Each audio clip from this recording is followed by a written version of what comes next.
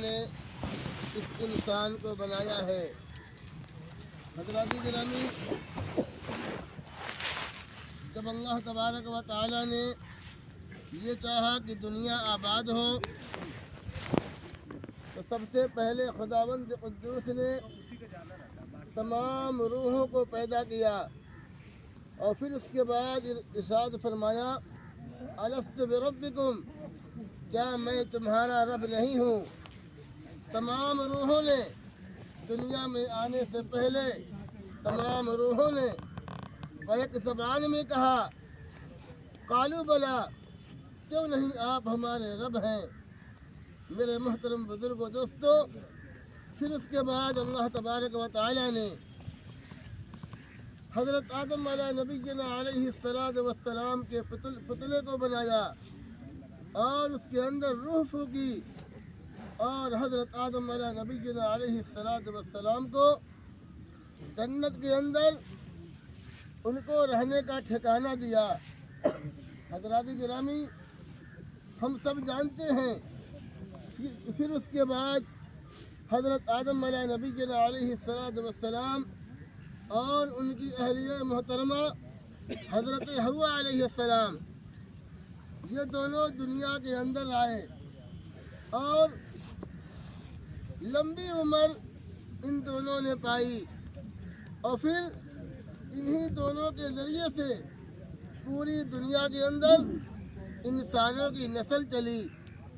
حضرات گرامی، انہی دونوں کے حضرت آدم اور حضرت حوا علیہ السلام کے دو لڑکے تھے، ایک کا نام حابیل اور دوسرے کا نام قابیل تھا۔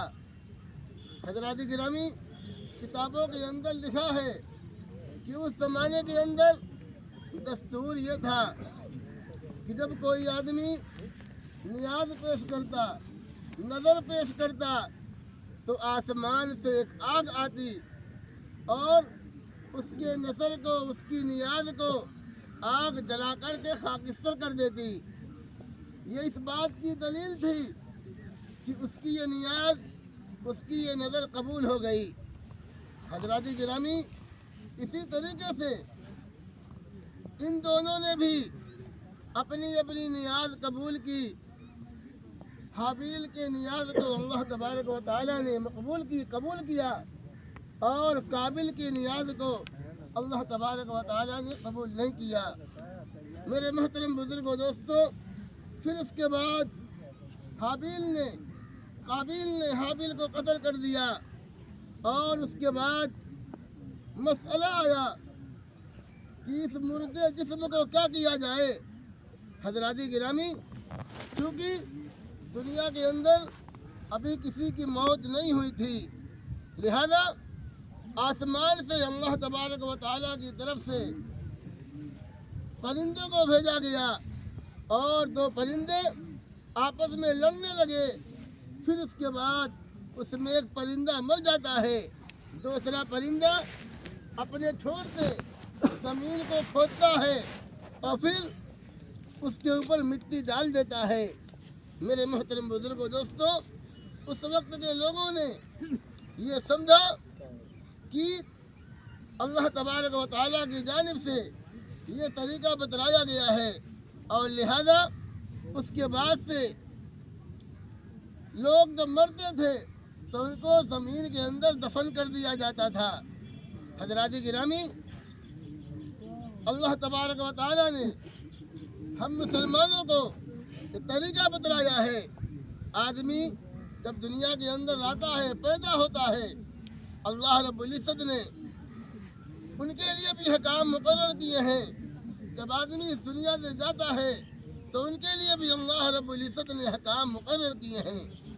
حضرات گرامی، یہ بات یاد رکھیں کہ اس دنیا کے اندر جو بھی آیا ہے اس کو ایک نہ ایک دن اس دنیا سے جانا ہے۔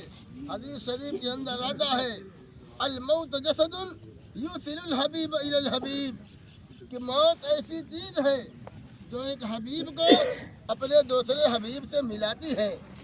موت یہ بھی اللہ رب العزت کی ایک نعمت ہے کہ موت کے ذریعے سے انسان اللہ رب العزت کا قرب حاصل کرتا ہے۔ حضرات گرامی، یہ اور بات ہے کہ ہم اور آپ جب دنیا